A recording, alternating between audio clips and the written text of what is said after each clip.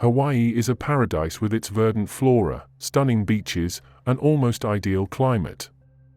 The open, unrestricted, and highly complex sexual displays of ancient Hawaiian society reflected this idea of paradise. Intimacy had no negative connotations in pre-colonized Hawaii, it was simply a part of daily life. The sexual culture of the ancient Hawaiians was considerably different from the invading Westerners. Poly partnerships were accepted as normal, LGBTQ identities were accepted, and intimate emotions were entwined with commonly used expressions for love, pleasure, and happiness.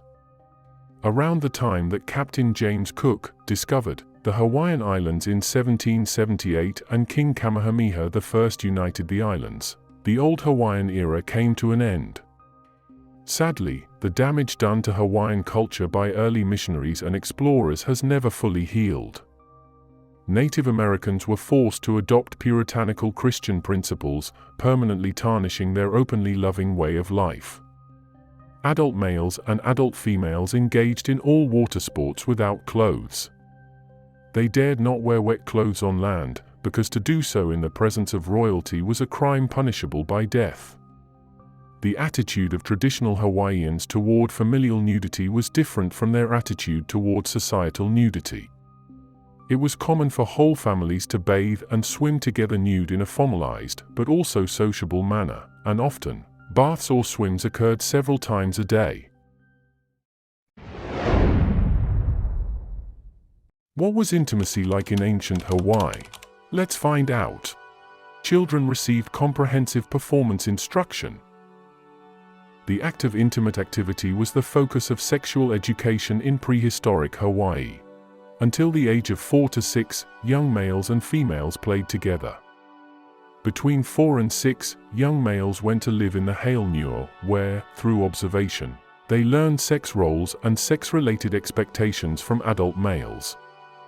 Unlike traditions that were present in some other parts of Oceania, there is no evidence that ritualized adolescent male intimate activities were practiced in traditional Hawaii. Similarly, young females learned from the older women, with whom they remained. They were taught to look forward to intimacy and appreciate its pleasures.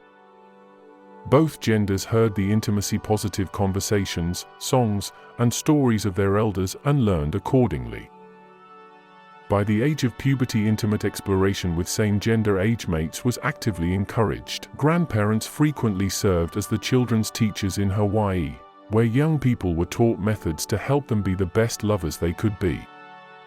People were made fun of in their community if they were known as selfish or slothful lovers. On the other hand, skilled lovers were revered. Children were taught interpersonal skills to get them ready for the day they would start creating their own relationships, in addition to witnessing and practicing healthy sexual behaviors. The young observed dogs, pigs, and other animals mating, and these activities were discussed openly with parents or other adults. Parturition was not a secret event and was well attended by the young and by adults, all of whom observed traditions that included the washing and burying of the placenta and, usually, the disposing of the umbilical cord. Individuals of both sexes were expected to initiate and participate in coitus at puberty, although intimate activity, play, instruction, and so forth occurred much earlier. For instance, as part of exploratory play, the young investigated each other's genitals, and young males and females might masturbate each other heterosexually or homosexually. This activity occurred without adult disapproval, and it was considered to be an introduction to adulthood. Casual intercourse before adolescence was not an uncommon experience both for males. Rules for intercourse. As long as the individuals involved were of the appropriate social class, just about any type of intimate behavior between them was sanctioned. If a pregnancy resulted, it was welcome. If a socially inferior male had sex with a female of royalty, however, her family might demand his death or exile, and if a baby was born, it might be killed immediately.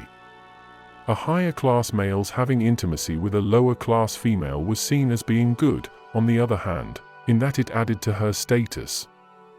However, if the two participants were too far apart in class, any offspring was killed or sent into exile. Neither physical appearance nor age mattered where coitus for genealogy was involved. The main concern in such instances was to preserve the highest level of mana and rank and to not dilute the family prestige. If no offspring resulted, the behavior itself was considered to be inconsequential. The word for orgasm, lore, also means fun and joy. An appropriate term in the Hawaiian language because the object of intimate interactions was mutual happiness and pleasure. There were no restrictions regarding any positions for intercourse. The appellation probably is undeserved, but the posture in which the male squats between the supine female's legs has been called the oceanic position since its description by Malinowski. More rigid rules applied to food and eating than to sexuality. In ancient Hawaii, there were numerous rigid traditions and practices pertaining to food and eating. Many of these applied only to women, for example, eating pig, certain kinds of bananas and coconuts, or certain kinds of fish may result in death if you were a woman. The traditional Hawaiian foods poi and taro could not be consumed by men and women from the same bowl. Men and women were not permitted to eat together, however they were free to be intimate with one another anytime they pleased. Hawaiian royalty finally gave in to Western influence, breaking the custom on purpose when King Kamehameha's son and two of his wives sat down to eat a meal together after his death. STIs brought by white settlers wiped out large portions of the native population. Famous British explorer Captain Cook made his first landing in Hawaii in 1778. The native Hawaiians welcomed him and his crew with open arms, but in return for their kindness, the Englishmen brought sickness. A sizable percentage of the population was wiped out by the men's introduction of tuberculosis to the islands. They also introduced sexually transmitted diseases like gonorrhea and syphilis, which made things worse. Both STIs caused a significant drop in fertility, which meant that the population couldn't be restored to its pre-infection level over the following few generations. Syphilis, however, frequently proved fatal. High-ranking chiefs frequently maintained close intimate bonds with their families. The interfamilial connections typical of ancient European royal families were remarkably similar to incest among Hawaii's royalty in that both societies aimed to preserve and advance the family line. The staple food of Hawaii is made from the root of the taro plant. Taro was itself considered sacred, supposedly the heavenly gift of an incestuous union. However, Hawaiian chiefs frequently had more direct relationships with other families. In order to have the most mana, or divine life power, in their kids, siblings regularly Wednesday. But this was regarded as inappropriate by the common people. Among chiefs, the value of a relationship was measured more by its political and genealogical significance than purely by its consanguinity. Nephew-aunt or niece-uncle pairings were not uncommon and were approved of. It was expected that an older chiefess would train one or more of her nephews, and any offspring of the two were warmly received into the household. Mother-a-son and father-a-daughter incestuous unions, however, were not approved of. The 27 wives of King Kamehameha I included his niece Keopuolani. She was superior to him in terms of mana, thus she could never be physically beneath him. According to study, this meant she was always in charge when they slept together. Within a given caste, first cousin pairings were common. However, there was cultural disapproval of the mating of an adult female with a young male whom she had taken care of as an infant. Such behavior was not an offense against the gods, but, rather, a social faux pas, and the thinking seems to have been, why couldn't she find someone more appropriate? In keeping with the culture's collective attitudes, the punishment was not severe. It was characterized by ridicule, and expressions of disgust reached a similar conclusion regarding incest in traditional Marquesan society that it was disapproved of, but not seriously. They had 3 eminent children, 2 of whom were engaged to be married after falling in love. The couple had a kid together against the Christian colonizers, but the child perished. It would have received the greatest rank conceivable if it had lived. There was no separation between sexual expressions and regular activities. Today's society views intimate expression as something that should be kept highly private and apart from one's public activity. But sexuality was practically universal in pre-contact Hawaii. People incorporated sexual allusions into their chants, dances, and place names. Pleasure was something that the early Hawaiians freely balanced with family, religion, and the land. The Hawaiian language is likewise replete with expressions of sensuality. For instance, Kuko Yumi Ole means unrestrained desire, and Hope Loe Kokoolua Kino means the ultimate physical union. Transgender people were acknowledged and honored in prehistoric Hawaii. The ancient Hawaiians, like many other ancient civilizations from throughout the world, acknowledged a third gender they termed mahu. The term was typically used to describe people who were born biologically male but lived and identified as women. The name simply means someone in the middle of the usual gender binary. Mahus were admired and accepted in the community before the arrival of the missionaries, but when Hawaiian culture was gradually suppressed, there was a major decline in the acceptability of people who did not identify with their assigned gender. Hawaiian culture was significantly impacted by the new ideas and morals brought by European visitors. The open-minded habits of the Hawaiians were irreparably changed by the immigrants and missionaries who migrated to Hawaii. They introduced ideas like sex work, adultery, having offspring who are not yours, and sin, all of which had a long-lasting impact on the culture.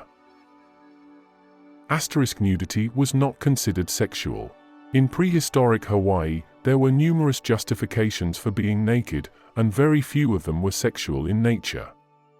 Surfing and other water sports, as well as bathing in the nativity with family, were all acceptable. In order to defend themselves from the elements rather than out of modesty, women frequently traveled with their breasts bare. In addition to being a symptom of extreme sadness or madness, stripping naked in public can also be a gesture of shame or surrender. The Hawaiians of old have many names for many kinds of relationships. The early Hawaiians had many distinct kinds of connections, and the most of them had names of their own in Hawaiian. There were numerous relationships, polyamorous and polygamous, where parenting duties were split amongst the partners. Hawaiian society accepted same-sex unions and referred to them as ikan. There were the so-called spirit lovers, also referred to as Kane Oka Po and Wahine Oka Po. Additionally, they shared a non-sexual but emotionally tender connection known as Kane Ho'okane or Wahine Ho'oahine. People who shared a mate or long-term lover were said to be in a punalua relationship. Spouse swapping on a temporary basis was a popular pastime.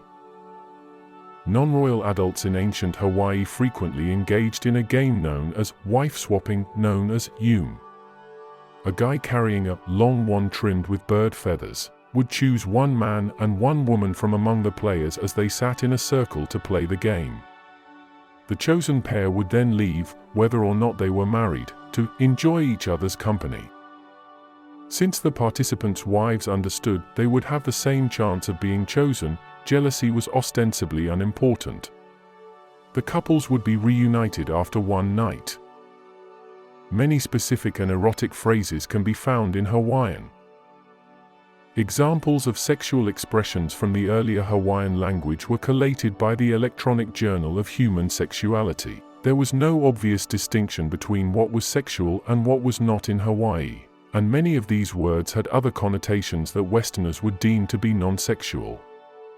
Instead, they viewed intimacy as a lovely aspect of daily existence, and this was reflected in their language. Hawai was a mysterious ceremony to outsiders. Hawai, a long-standing Hawaiian practice involving a cleansing ocean swim, has historically perplexed non-Hawaiians.